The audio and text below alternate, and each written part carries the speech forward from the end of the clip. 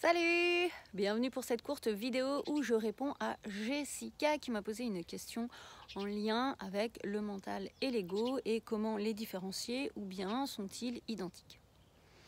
Si on ne se connaît pas, je t'invite à t'abonner, à liker, à partager ces vidéos si elles te semblent intéressantes pour des amis à toi.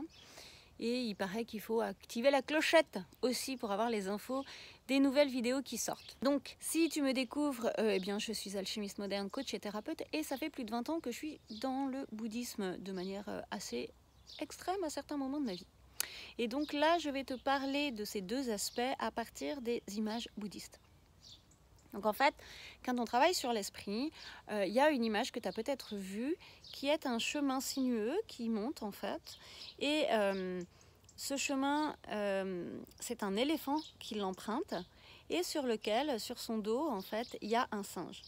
Et le but, c'est d'arriver à dompter le singe. Le singe représenté par ton mental et l'éléphant, c'est cette sagesse. Le petit singe de ton mental va être mis en action par les peurs de ton ego. Donc ça demande déjà dans un premier temps à redéfinir qu'est-ce que c'est l'ego. L'ego, en fait, c'est des programmes de défense que tu mets à l'intérieur de toi, comme si quand tu arrives, tu as un ordinateur vierge, plus ou moins. On ne va pas partir dans les théories de la réincarnation, tout ça. En tous les cas, tu mets tout un tas de programmes à l'intérieur de toi, créés par ton environnement familial, la société et en fait les événements que tu rencontres. Bien, ça va créer des réactions de défense, encore une fois. Donc, ce qui est intéressant à comprendre, c'est que ton ego, à l'origine, il est là pour te protéger. Ok ? Et donc, il se met en action lorsqu'il sent qu'il y a danger.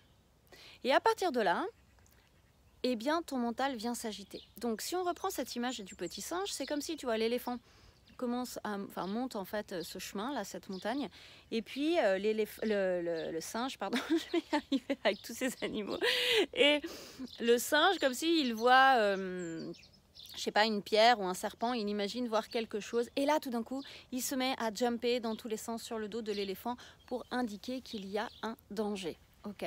Lorsque ton mental est en action, c'est qu'il est basé sur les peurs, donc ton ego, ok. Donc comment apaiser ton mental? C'est par la méditation qui va, elle, te permettre d'aller au cœur de tes peurs et de les transmuter.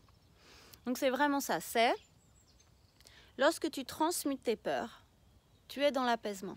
Le mental, en fait, il est quand même important parce que c'est lui qui te permet de relationner avec le monde extérieur. C'est lui qui te permet de verbaliser tes ressentis, tes émotions. C'est lui qui te permet de structurer ta pensée.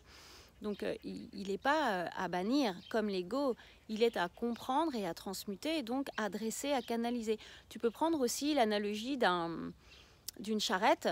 Si tu as des chevaux et que toi tu es le cocher mais qu'en fait tu ne tiens pas les rênes, tu laisses aller les chevaux n'importe où, ta charrette elle va partir dans tous les sens. Par contre, si tu prends les rênes et que tu guides les chevaux, là il y a un sens. Et en fait le mental, tu vois, il va être intéressant parce que ça va te permettre de créer ton mindset, ça va te permettre de encore une fois, traduire. Tu vois, moi, je canalise beaucoup, en fait, les extraterrestres et donc les langages aliens.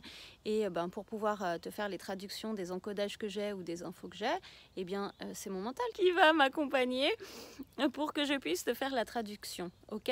Donc, en fait, ton mental, il est quand même important. Et ton ego, sache qu'il est là quand même pour te protéger. D'accord ? À l'origine. Maintenant, quand tu grandis, il devient problématique. Donc, c'est pas lui, c'est pas le rejeter, le blâmer, c'est le transmuter. Donc, c'est prendre cette charge de peur et la faire lumineuse pour qu'elle devienne une énergie d'amour et de création. Ok ? Si tu veux des infos, il y a les coachings pour t'accompagner à faire tout ça et bien plus encore, les formations tutti quanti. Tu auras toutes les infos dans la barre en dessous ou en haut dans ma bio. Je te fais des bisous. Prends soin de toi. À bientôt.